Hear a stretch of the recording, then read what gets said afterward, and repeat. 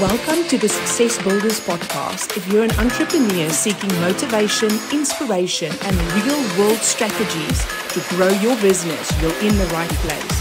Here we believe success isn't a destination, it's a journey filled with golden nuggets of wisdom shared from one business owner to another. I'm Liz Nanel, a real estate agent, mentor, entrepreneur, and your host on this exciting path. In every episode, I'll bring you valuable insights from entrepreneurs who's been in the trenches, built their dreams, and are ready to share their secrets with you. Whether you're just starting out or looking to take your business to new heights, this is your space to learn, grow, and connect. Let's dive in and build success together. Welkom by Success Builders podcast. Ek is julle gasvrou Liz Nanel en vandag het ons 'n baie spesiale gas en iemand wat sommer vir my persoonlike vriend geraak het met al ons samewerking, Kobus Nel. En nee, hy's nie familie nie. Hy is die eienaar en die founder van Pro Mortgage en dit is my groot voorreg om hom vandag hier te hê want hy is 'n steunpilaar in die bedryf vir almal wat agente is. Kobus, baie welkom. Dankie Liz, lekker om hier te wees. So vir ons in die werk inspring, ons werk genoeg, kom ons gesels so 'n bietjie oor die gesinslewe, want jy het baie opwindende nuus wat onlangs in hierdie week gedeel is en nog so 'n bietjie meer inligting, daar's 'n nuwe baba op pad. Dit is korrek, ja. Ek gaan nou 3 klein pinkvoete hê. Die eerste enetjie is 11 en dan 2 en nou so lyk dit my Augustus gaan my seentjie kom, so baie excited daaroor. Wou nog altyd 'n seentjie gehad het, so ek dink hierna is ek klaar. Dink jy so? Kom ons kyk. Kom ons kyk. Kobus, baie geluk. Ek's baie opgewonde vir jou en vir Nadia. Julle is pragtige ouers en ek weet hierdie nuwe baba gaan vir julle 'n klomp blessings bring. So dit is 'n opwindende tyd. Ek verjaar Julie en nou die baba Augustus, so ons gaan lekker partytjie. Seker. So Kobus, kom ons spring werk toe. Ek het jou ontmoet toe jy nog deel van SA Homelines was. Ek dink jy die hele area bestuur. Vertel vir ons 'n bietjie van jou agtergrond in die industrie voor ons kom by waar jy nou is. Ja, so ek was 'n bietjie Engeland toe gewees na skool, nie seker gewees wat ek wil doen nie. En baie random het ek op eiendomswaardering afgekom. So ek het altyd geweet, ek het groot geword in my pa en my ma het 'n boekwinkel gehad op die dorp, klein dorpie Hoedspruit. En so ek was maar agter die til en ek het geweet ek's 'n entrepreneur. Ek hou van besigheid, nie geweet hoe ek daarby gaan uitkom nie, want om enige besigheid te doen het jy gewoonlik kapitaal nodig wat ek nie gehad het nie. En ja, toe kry ek 'n geleentheid om waardasies te doen vir SA Homelines. En ek het dit omtrent vir 5 jaar gedoen. En ek het dadelik geweet ek wil in die eiendomsbedryf wees. Maar na so 5 jaar het ek agtergekom waardasies, ek het van die somme gehou, maar dit was baie boring. Jy is maar alleen in jou voertuig, jy ry na een afspraak toe, die somme na die tyd en die verslag tik was vir my lekker, maar ek het daai passie om met mense te werk. So het toe nie heeltemal geweet hoe dit gaan gebeur nie. Maar ek is toe gelukkig op 'n projek gestuur hier in die Kaap, vir Departement van Justisie en vir die Departement van Onderwys, om nie die skole te waardeer of die howe te waardeer nie, maar meer 'n infrastruktuurinspeksie te doen. Okay. En toe die projek dit klaar is, het ek nog steeds bietjie werk gedoen vir SA Homelines, die een waardasie of so, en toe maar die streeksbestuurder gaan sien om te kyk of ek nie meer waardasies kan kry nie. En toe ek instap, toe wil ek nou te vra, ek hou van vrae, so ek het toe baie vrae gevra rondom wat doen julle en hoe werk 'n konsultant, en ek dink na ruk het die ou net besluit, as ek nie hierdie ou nou werk gee nie, gaan ek nie van my rug af kry nie. So toe gee hy my 'n werk as finance consultant, en ja, ek dink, ek wil nou nie sê ek is 'n sukses nie, maar my meeste suksesstories begin is jy moet dit maak werk, het nie 'n keuse nie, en ek was op daai plek in my lewe. So ek het nie anders die keuse gehad om dit te maak werk nie, en net maar skouer aan die wiel, en was 13 jaar in totaal by hulle. En toe is ek so klein bietjie in marketing in vir hulle. Meer networking, relations manager kind of thing. En toe besluit ek nie, ek gaan hierdie op my eie doen. So ja, 13 of 14 jaar by SA Homans in totaal. Mal daaroor, ja, dis lekker, nou leer ek jou so 'n bietjie beter ken. Ons ken mekaar, ek wil amper sê op 'n werksverhouding baie goed, want ons is gereeld besig met kliënte. Ek vertrou jou natuurlik ten volle om na my kliënte toe te stuur, want ek weet jy gee vir hulle fantastiese diens, maar jy werk met baie eiendomsagente. En vertel vir my 'n bietjie, hoe bou jy sulke goeie verhoudings op? Vertel vir my 'n bietjie, hoe bou jy sulke goeie verhoudings op met die eiendomsagente, waar hulle jou vertrou om hulle aanbeveel na hulle kliënte toe en weet jy gaan die beste diens doen? Ja, ek dink so vinnig hierdie storie wat ek na die begin vertel het van hoe ek in die game ingekom het, speel ook 'n rol. Ek verstaan nie net huislenings nie, ek verstaan al 3 bene van huislening of home loan application. Jy raak 'n arm van die agent en jy moet die agent help sy deal close, die huis verkoop. Jy is die kliënt wat die lening soek se raadgewer en die vertroueling. En dan verstaan jy ook die agtergrond van die eiendom se waarde, waar die prokureur inpas, wat jy moet sê, wanneer dit om te sê, sodat dit vir die kliënt voel wat by jou huis koop, nie asof hy nou bank toe gaan nie. Hy is eintlik soort van nog steeds by hierdie agent en sy hou sy hand vas en maak seker hierdie transaksie loop glad. Want nadat jy die lening gekry het, jy weet, is daar 'n klomp stappe na die tyd. Die prokureurs, en is 'n baie overwhelming ding. Ek meen, ek wat nou al 'n paar huise gekoop het in my lewe, daar's soveel mense betrokke. Dis oordragprokureur, dis verbandprokureur, dis die bank, dis 'n bond originator, dis 'n agent, dis 'n Beetle certificate, dis COC's, dis waardeerders, dis dit, en almal vra net geld. Jy weet nie wie om te betaal wanneer nie, en so dit is 'n baie groot belegging, is 'n groot besluit. Dis gewoonlik emosioneel. Mamma het klaar die kamer gekies en die dogtertjie wil daar bly, en jy as man is nie seker gaan jy die lening kry nie, jy weet jy kan dit bekostig, maar jy weet daar was ietsie op jou naam 'n paar maande terug. So dis 'n groot ding en dis 'n baie belangrike rol wat ons speel. En ek dink die mense sien dit van my en van die mense wat vir my werk. Ons raak betrokke, ons probeer baie one-on-one, dis nie 'n rekenaar of 'n AI of een of ander net 'n calculator nie. Ons gesels deur en ons probeer verstaan, want finansies is baie selde, ek weet dis wiskunde, maar is baie selde wit en swart. 'n Boetie bly daar en hy betaal die DStv, en die een kind is nog nie die huis uit nie en hy betaal die groceries. Daar's gewoonlik ietsiekie wat jy nie noodwendig op papier vir die bank kan wys nie. En hoe meer ek van die kliënt weet, hoe beter kan ek dit voorlê aan die bank. Jy het nou sommer my volgende vraag ook geantwoord, Kobus, want ek wou by jou weet, want ek dink jy het so 'n unieke toegangspunt en jou approach wat jy doen vir hoe jy werk met die kliënte en met die eiendomsagente, want met baie reg gesê, wanneer 'n offer geteken is, beteken dit nie 'n eiendom is verkoop nie. Ons nog soveel goed wat moet gebeur, en dis gewoonlik waar dit uit die eiendomsagent se hande uit is. Jy praat van die somme en jy is lief vir die somme. Ons is nie. Ek voel soos ek praat vir ons almal wanneer ek sê ons is nie.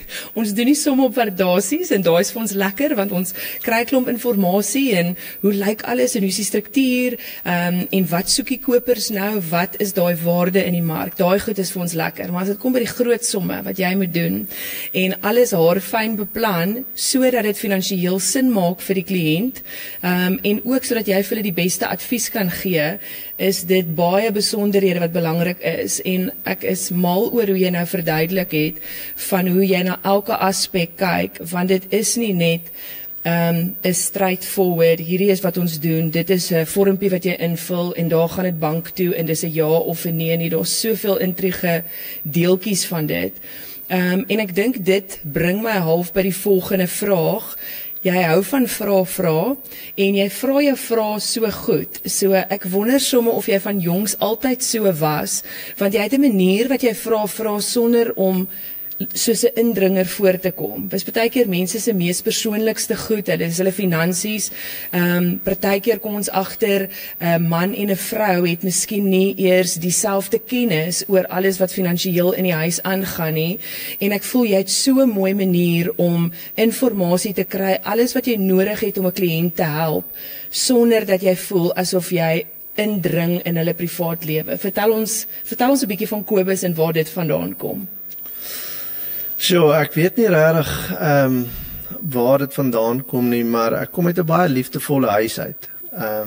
En ons as gesin se storie was van ryk tot arm, tot plase, tot boekwinkel en toe down and out en toe versekering en ons het nog altyd 'n fighting spirit. Ons gee nie somme op nie. En ek dink wat help is ek kan met meeste gevalle vergelyk. As ek met 'n kliënt praat en ek sê vir hom, man, daar's 'n judgment teen jou naam, kan ek sê, maar moenie worry nie, ek het ook al een gehad. Jy weet, ek weet hoe voel dit as MTN vir jou 'n foon kom aflaai en jy besluit jy stuur hom terug en jy besluit dan, maar dis 'n prinsipsaak, ek gaan net nie die rekening betaal nie. Uit prinsip uit, en jy skop nou vas, en dan affekteer dit nou jou kredietrekord baie negatief, plaas betaal jy net die R500. En dan sou jy nou reg gekom het. Of met 'n belegger wat eiendomme koop, ek het al 'n paar eiendomme gekoop, of met 'n PTY, of met 'n trust, ek het my eie trust. Enige ding wat ek vir hulle sê, kan ek met sê en kan vergelyk. Ek kan sê ek het kinders, maar ek was al in daai huis. Ek het al my eerste eiendom gekoop. So ek dink die ervaring help met daai om regtig myself in hulle skoene te kan sit. En regtig te kan verstaan hoekom hierdie ou nou kwaad is oor ekkers nie die geld gevat het op die regte tyd nie. En my pa het my definitief groot gemaak om nooit te judge nie. Nooit iemand, jy nooit dink jy's beter as enigiemand nie. So vir my, iemand wat 'n R250,000 se huis koop, en of 'n R8 miljoen se huis koop, ek hanteer hulle met dieselfde manier wat ek enigiemand sal hanteer. Ek kan dit regtig getuig van jou. Ons het ook eiendomme, verskillende kliënte, verskillende gang van mense waar hulle in die lewe vandaan kom. En ek het nog nie met een gesprek ooit iets opgetel dat jy iemand anders hanteer as wat jy die volgende persoon hanteer. En ek dink dit is so 'n mooi kwaliteit, en ek dink dit is wat maak dat mense jou vertrou en dat dit maklik is om met jou te werk.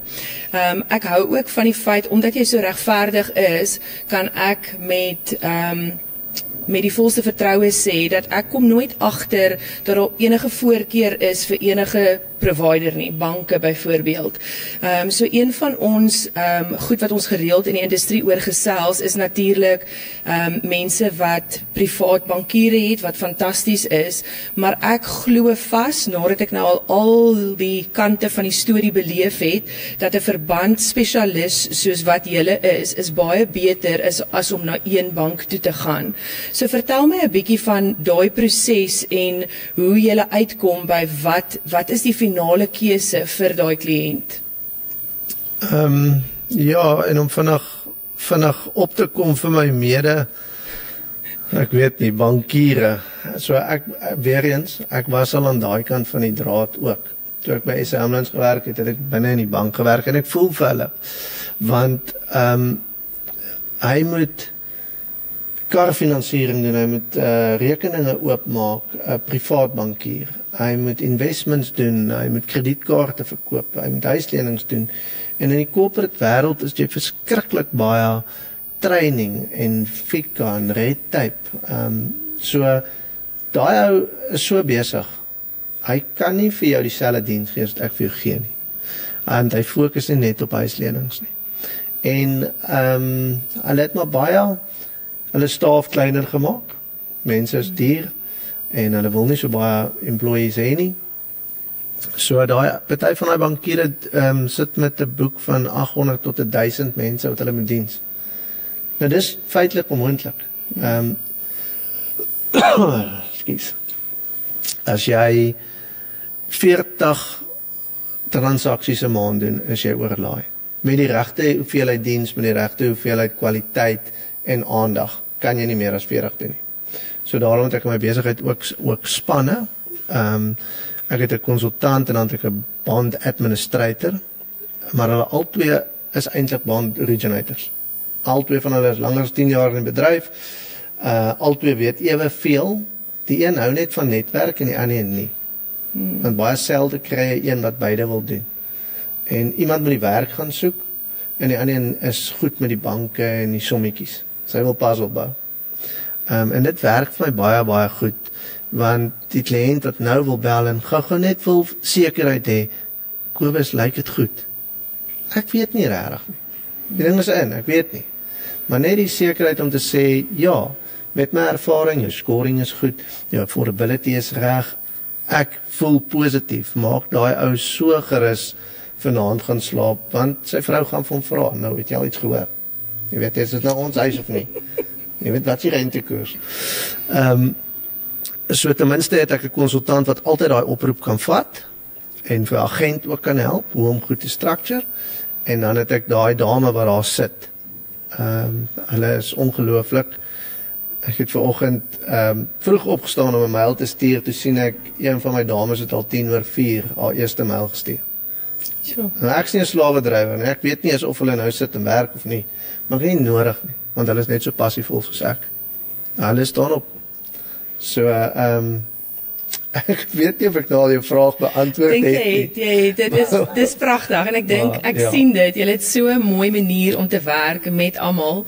En ek dink jy raak ook nou daarin iets anders wat vir my altyd baie interesseer, is die feit dat die eiendomsbedryf is, it's in all hours every day. Dit is hoe dit werk. Is met die agente ook so, baie mense verstaan nie dat jou besigste tyd van die dag kan in die aand of na ure raak wanneer kliënte beskikbaar is, want hulle het reeds gewerk. Nou kan hulle na eiendom kyk of hulle kan jou ontmoet om 'n kontrak te teken, en natuurlik Saterdag en Sondag.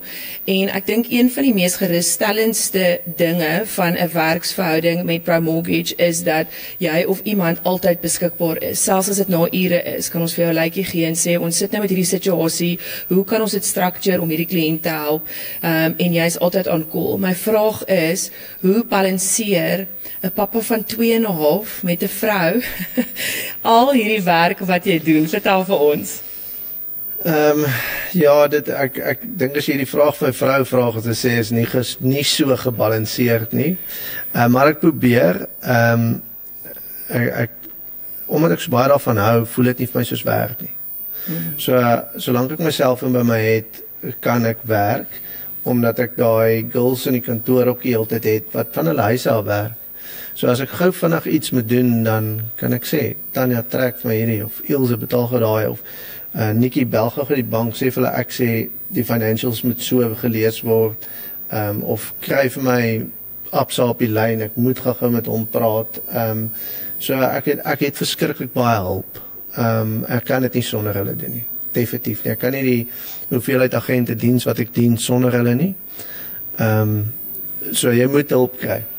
Eerstens, jy kan dit nie alleen doen nie. Anders sal ek nie 'n lewe hê nie. So dit help bietjie met die gebalanseerd om dit te balanseer. En my vrou is ook in die bedryf, so sy verstaan dit 'n bietjie beter. Sy werk vir SA Homelands, nog steeds. En my kinders het so groot geword, so hulle weet, jy weet, ek speel in 'n playpark en spring op die trampolien, en dan gaan tag ek my vrou en sê, spring jy gou, en ek stap balkon toe en ek maak 'n oproep. So elke liewe gap wat ek kry, werk ek. Ek het gisterand aan die slaap geraak, saam met die rooi muur, dis my jongste, en Ek het wakker geskrik 11 uur want ek het my vrou se niggie. Sy is sommer na my niggie ook. Ek weet eintlik wat. Al daai goed, dis net my niggie. Okay, my niggie kuier daar en sy was bietjie in Stellenbosch en toe skrik ek om 11 uur wakker. Toe kan ek nie slaap nie. Maar toe begin ek maar werk. Want is vir jou lekker? Toe werk ek van 12:30 tot 12:30, stuur 'n paar e-mails, stuur 'n paar WhatsApps, want as ek 'n gap het, werk ek.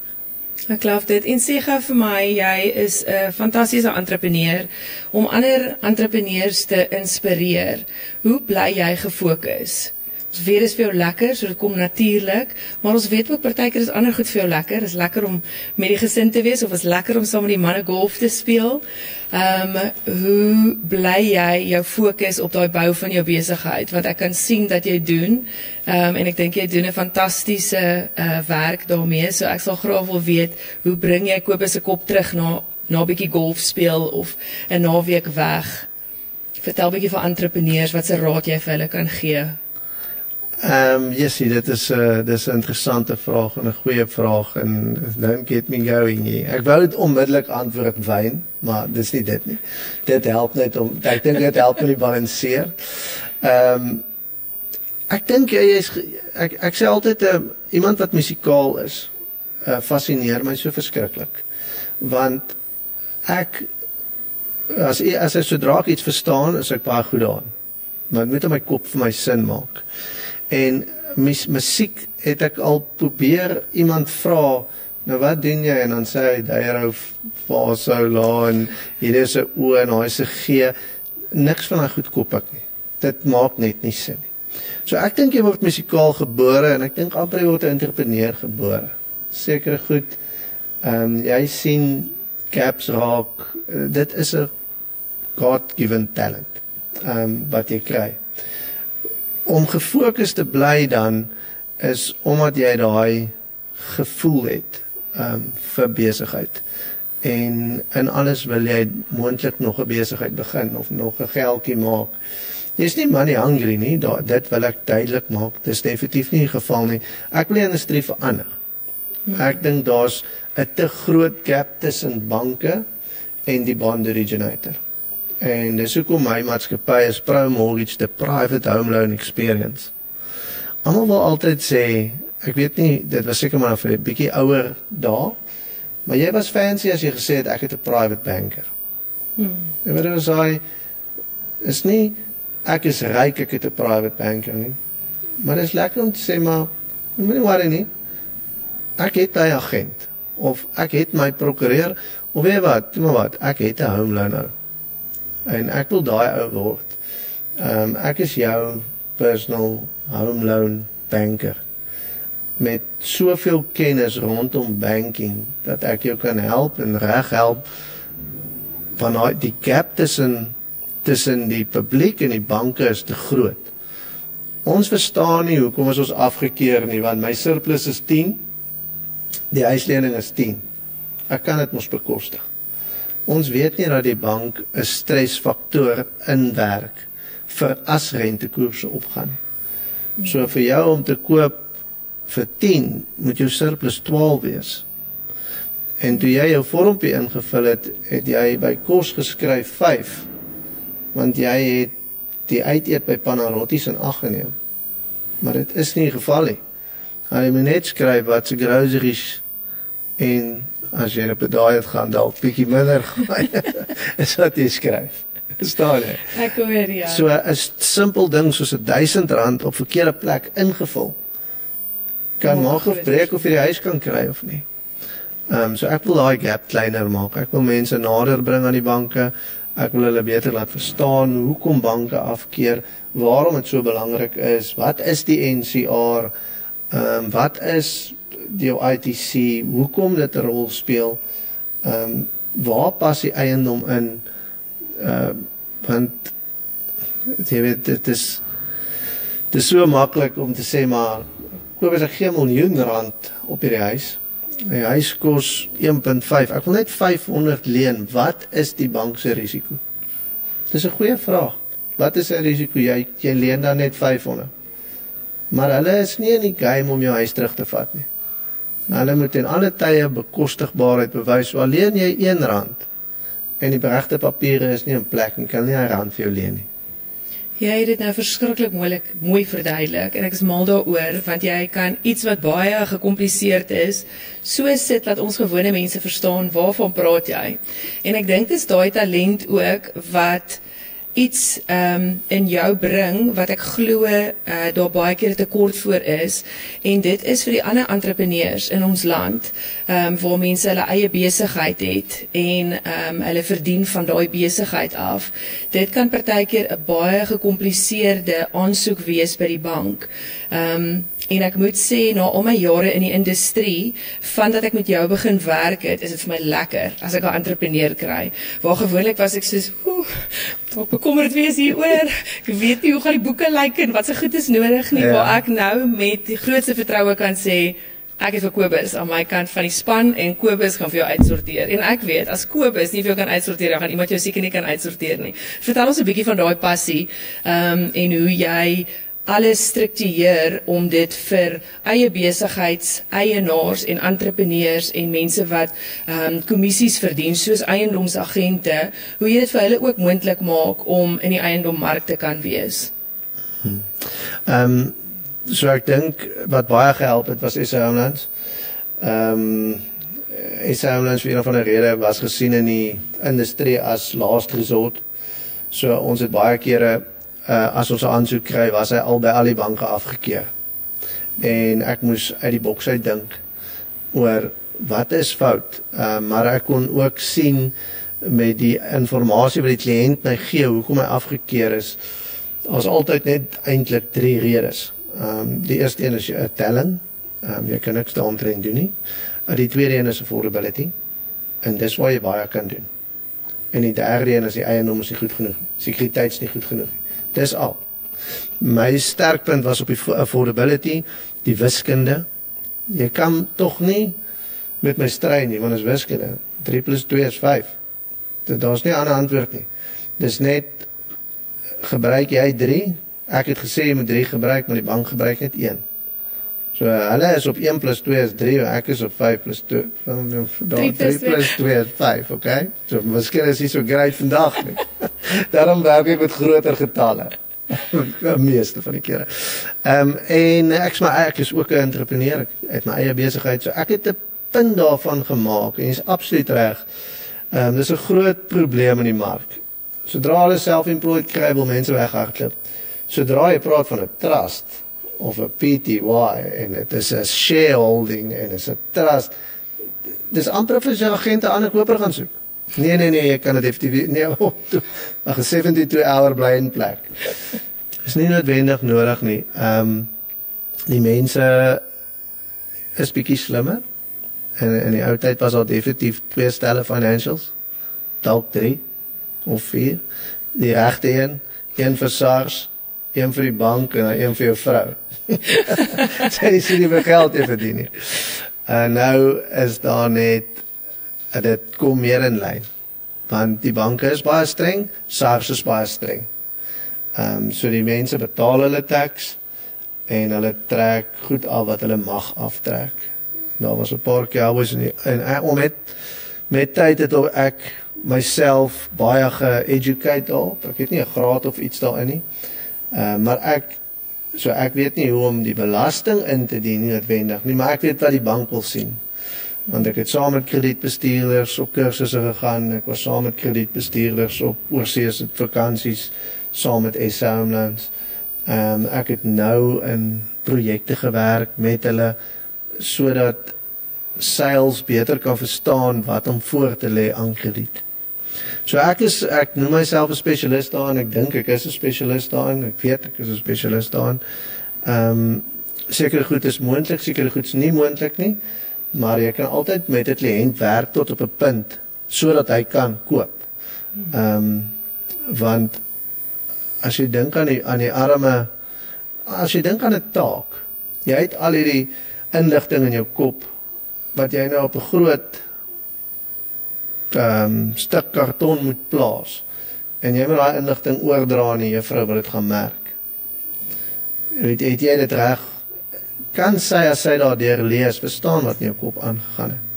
En presies dieselfde met financials. Jy sien 'n snapshot van 'n maatskappy op 'n sekere datum van wat aangaan. Maar jy weet nie, is dit 'n houtfabriek, is dit 'n one-man show, is dit 'n eiendomsagent, is dit 'n bond originator?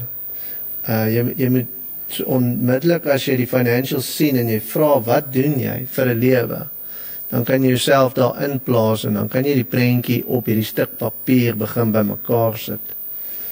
Want baie kere is general expenses nie die general expense van die maatskappy nie.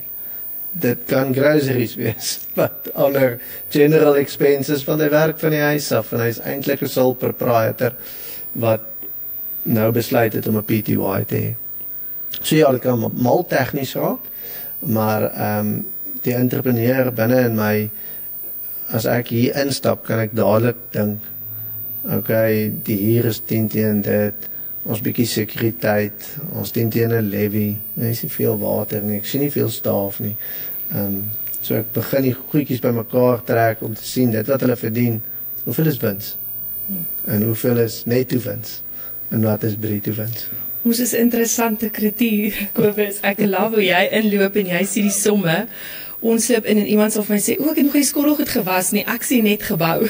Ek sien net hoe groot is die vertrekke, wat se kommers en wat se finishes is daarin. So baie lekker, en ek dink as mens 'n passie het vir wat jy doen, dan raak dit tweede natuur. Ja. So in afsluiting, kom ons spring gou so weer weg van die werk af en in die Kobus in met die goeie hart en 'n gesinsman, en ek weet jy wens altyd vir mense met wie jy werk net die beste toe. Wat is jou wens vir hierdie groeiende gesin wat jy nou insit vir hierdie jaar? Wat sal jou wens wees of jou blessing wat jy op julle gesin wil sit? Ek wil net hê almal moet happy wees. Dit klink stupid, maar dis is regtig so. As Abigail hou van tennis, laat sy tennis speel. Al sak sy. Al kry sy sin om in span nie. So what? Lewe is net happy. As my vrou by die huis wil bly en nie meer wil werk, ek doen dit. As jy wil inkleer vir 'n lewe, doen dit. Wees net die beste inkleerder wat jy kan wees en maak 'n sukses.